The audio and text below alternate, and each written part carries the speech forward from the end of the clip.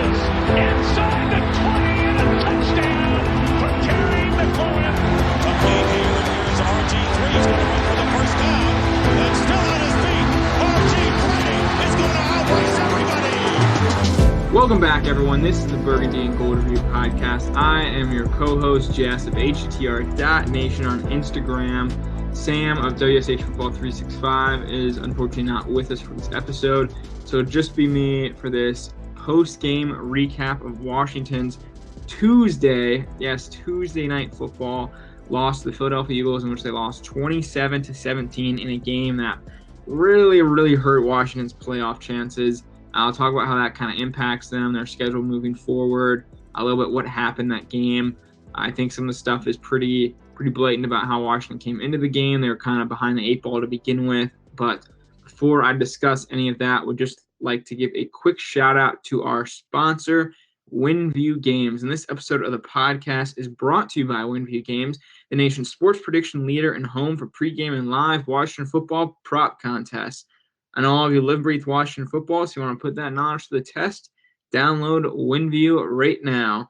That's winview.tv/Burgundy Gold. Again, that's winview.tv/Burgundy Gold. Play against other people in free or real money contests. You can also find the link in our Instagram bio. That is at the BNG Review. Play your first $20 risk-free with Washington football contests every day from now until the end of the season, which is inching closer and closer upon us. And I know this happens for all of you.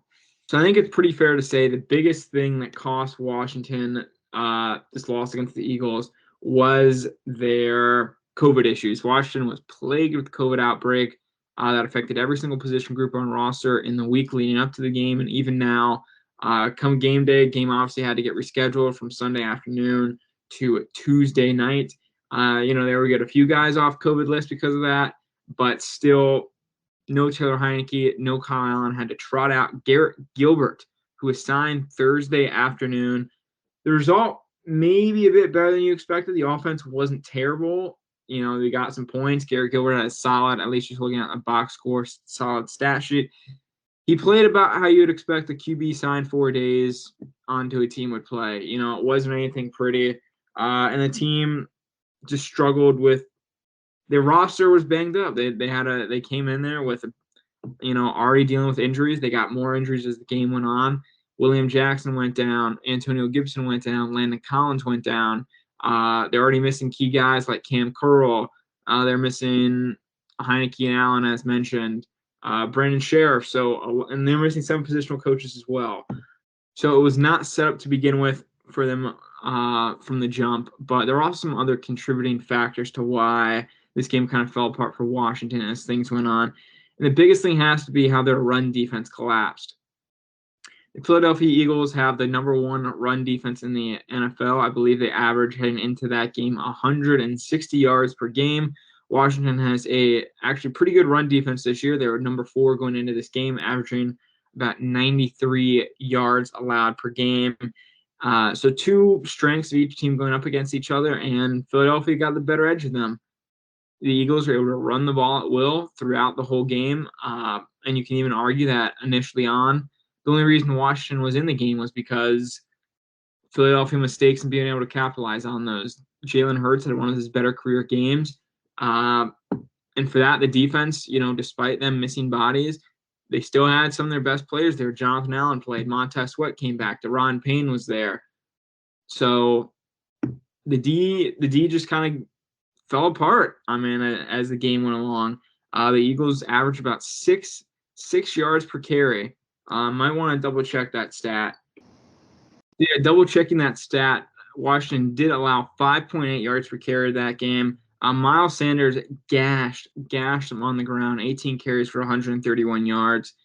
You can make the argument, like I said, that Washington was missing key defensive players. But that just comes down to poor linebacker play, poor run defense, poor coaching. And that's a good transition to studs and duds for the game. We'll start out with the duds of the game. I think the first one has to be Jack Del Rio. Washington had some questionable packages they sent out. They were even missing some key guys. And Philadelphia was able to beat them with their best players on offense. Devontae Smith made plays. Jalen Hurts had a really good game, as mentioned, 20 for 26 for almost 300 yards. Miles Sanders gashed them for about 7 yards a carry. Dallas Goedert had a career game, 135 yards. So Washington was not able to slow down Philadelphia's top playmakers. They were able to do what they wanted. They were able to move the ball at ease. And Washington, their only real hopes for scoring was off Philadelphia mistakes. And once those dried up, so did Washington's offense production. So Jack Del Rio first started the game, despite missing some key guys. You would have hoped to see a better defense performance, and we did not get one from the team. So very disappointed there. Hopefully having some, it's a short week heading into Dallas. That's going to be tough, but hopefully getting some guys off the COVID list will make that performance a bit better as the team travels down to Dallas for Sunday Night Football. Other two duds kind of tie hand in hand, Cole Holcomb and Jamin Davis. Linebacker was an issue last year, and linebacker continues to be an issue this year. Holcomb has not really taken that next step that we hope to see from him. Jamin Davis has essentially just been a body out there. Not a real playmaker. Game's been, sometimes he plays, sometimes he doesn't. Sometimes he goes very aggressive, sometimes he's very hesitant. He learns, he's a young guy. No reason to give up on him developing, but not what you want to see early on out of your rookie linebacker that the team invested in. So I want to say part of the run defense and the D-line did a fair job with their assignments. John Allen had a great game. Sweat had a solid game. But comes down to linebackers. When the D-line's able to handle their assignments and the run game's still dominating, that's on your linebackers.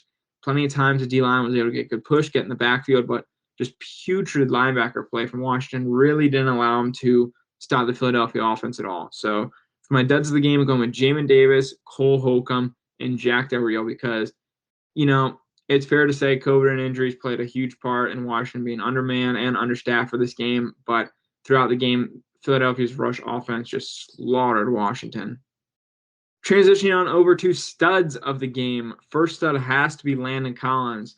Let's not get too overhyped in the stats that he gets. He had a good fumble recovery. Had the interception that bounced off Dallas Goedert's foot in one of the weirder interceptions you'll see in the NFL. But Landon Collins, since his position change officially, has really been making some plays for the team. He's been around the ball. He's getting the stats. He's not as effective as those stats may show. He's still, that contract number is still pretty hefty. I'd still consider cutting him if I was a team, or at least restructuring that deal.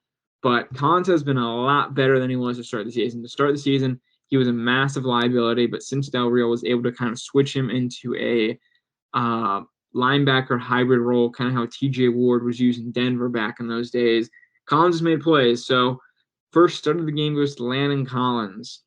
Second stud of the game, this one might be fairly obvious, but I mentioned John Allen having a good game. He's also now a first-time Pro Bowler. Congrats to Allen on having a great season and getting the rightful recognition that comes with that. But John Allen had another good game. I mentioned how the run defense was really faltering for Washington, but it was not the fault of the D-line.